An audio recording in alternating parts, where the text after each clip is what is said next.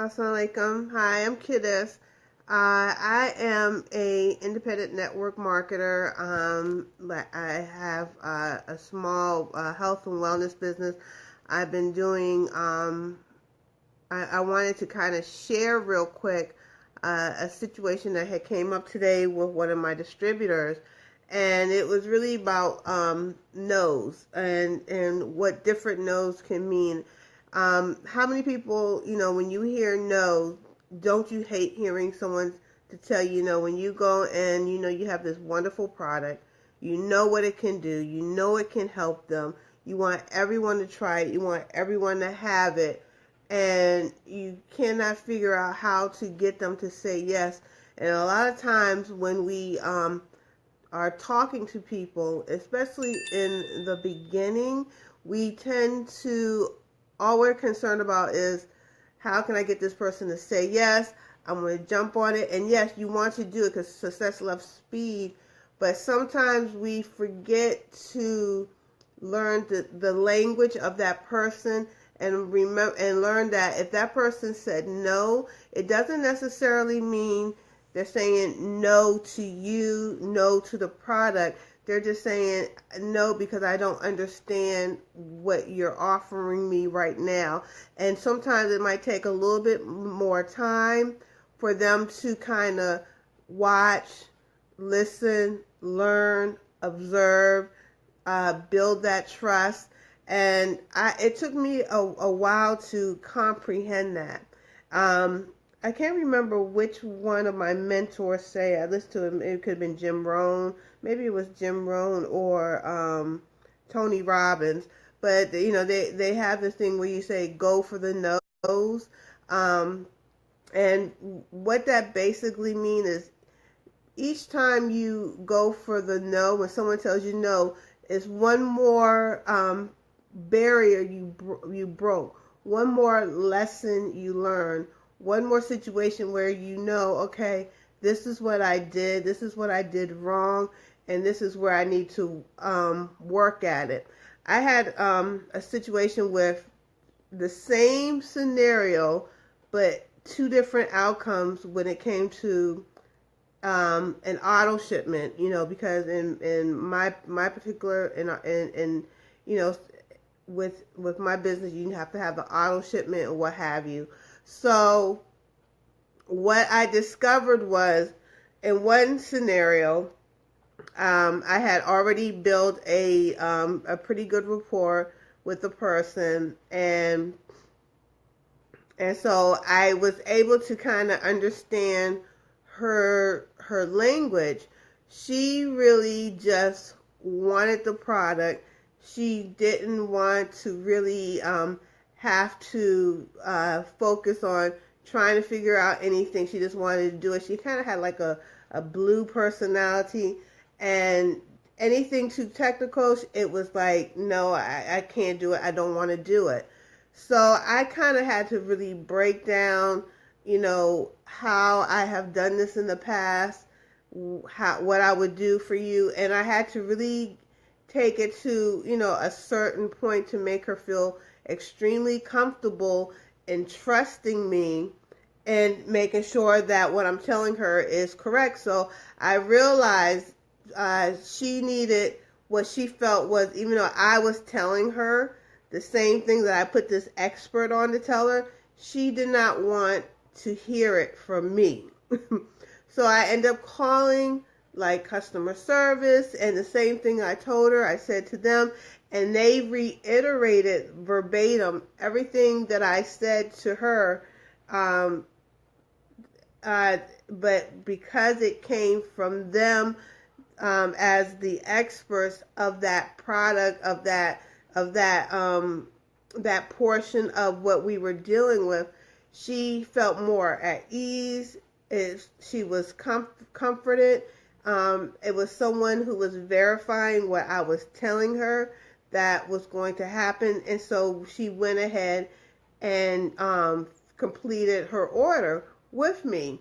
And it took a really long time. Let me tell you, took a long time, but I saw where just kind of sitting back and just listening to her, I figured out her language, what she needed to make her feel comfortable.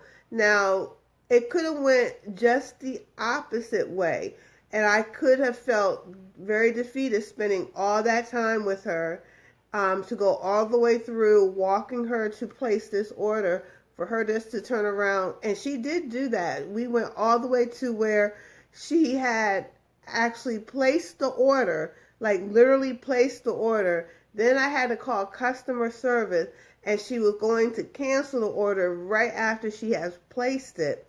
And I just took the time to really work with her. And then I had to kind of let her know, if you want to cancel it, cancel it.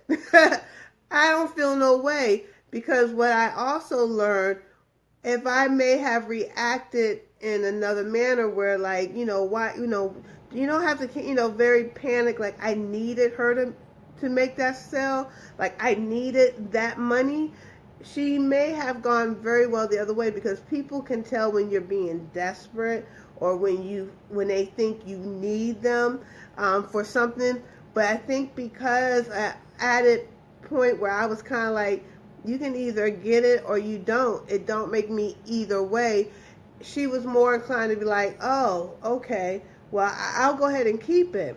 And I was very surprised, and I've learned human nature is like that. People have like a little bit of control when they know them saying no to you is a control factor, which is surprising. And I have learned also that she may have been saying no to me, and she was saying no the whole time she was going through the process, but she wasn't saying no to me. She was saying, no, I don't understand how this is going to work. I don't understand, how I can fix this. I don't understand that, this is going to be, I'm going to be able to do X, Y, Z. So when she kept saying no and she wanted to cancel it, it wasn't no to me. It wasn't no to the products. It wasn't no to any of that. It was just no that she did not quite understand. And I had to really break it down point by point by point to get her to understand and feel comfortable. And then right after that, literally, one of my business partners had a customer who was doing the exact same thing. And when I got on, I explained everything to her, and I was trying to talk, but the key was she was already in her mind like, no, I don't want it. I don't want to do it this way. And it wasn't like no to the product. And I wanted to make sure my business partner understood. She's not saying no to the product. She's not saying no to her. She's just saying no. She does not understand how she can use this, how she can do it was both auto shipment, how the auto shipment is going to work. All she kept saying was, I know how this works. I know how this works. So she has a bit of like a red personality, green personality, where she was like, I know how this works. Nothing you say can tell me how it works. And it was a little oppositional, but I really wanted to talk to my business partner to kind of get her to understand that if the person wants that product, she's still going to get the product. We just have to figure out how to talk the language to her so she can understand, keep that relationship going, put her on your hundreds list, come back and visit with her. Maybe she's a little concerned about doing the auto shipment because she doesn't know if her salary is going to be the same next month, where she might have a situation where she can't afford the auto shipment next month. Maybe she should be a distributor. Maybe you should offer the distributorship. It's different things. So I had learned very early on, when you hear somebody that tells you no, there's a lot of different layers to that no. And our job is to really sit back and listen and figure out the answer to that no. Find a solution for it. We have to be professional solution finders, which is not always easy initially because you're kind of unsure of yourself. Like, do you ever feel like, like, I don't really know this product, I'm not sure, I'll be able to explain it. I don't want to sound silly. I don't want to sound stupid. I know some of you, I know you have felt that way before. I know I felt that way before, especially in the beginning. So the key is I will first, anyone that tells me no, that is a key where I'm like, no, it's just not right now. No, I don't understand it. No, maybe my circumstances not best. No, just no for right now. Put that person on your hundreds list. Keep a track.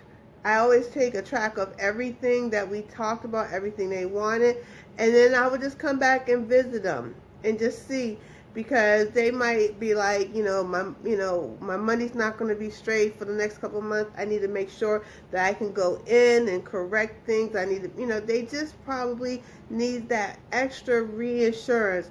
So sometimes when we first start, when we start asking questions, they might be a little hesitant to answer it, and we have to figure out how to get that person to talk. Because once you get someone talking, people love to talk about themselves. People love to know that you're listening, and you're interested in what's going on with them.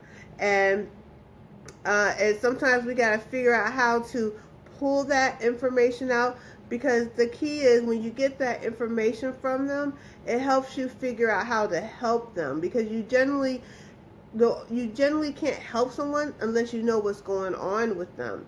And so that is very important. And I will put that person on my hundreds list. If you're on social media, connect on social media, and just keep in contact, periodically, check in with them, see how they're doing, ask them how their goals are going, because by the time you talk to them, you should know what their goals are and everything, and just keep following up. And after a while, you'll see, and a lot of my customers that I have are people that I've been talking to for a long time, where they told me no one time, they told me no 2 times, they told me no 3, they told me no a few times. Someone has to be revisited usually about 6 to 7 times before they say yes to something. So just they told you no that first 5 times don't mean they're going to not eventually tell you yes. And you just build that relationship, build genuine relationship, and know that it's not a rejection to you. They're not rejecting you. They're rejecting the idea of not knowing, or it's not their time, or their money's not right, or something.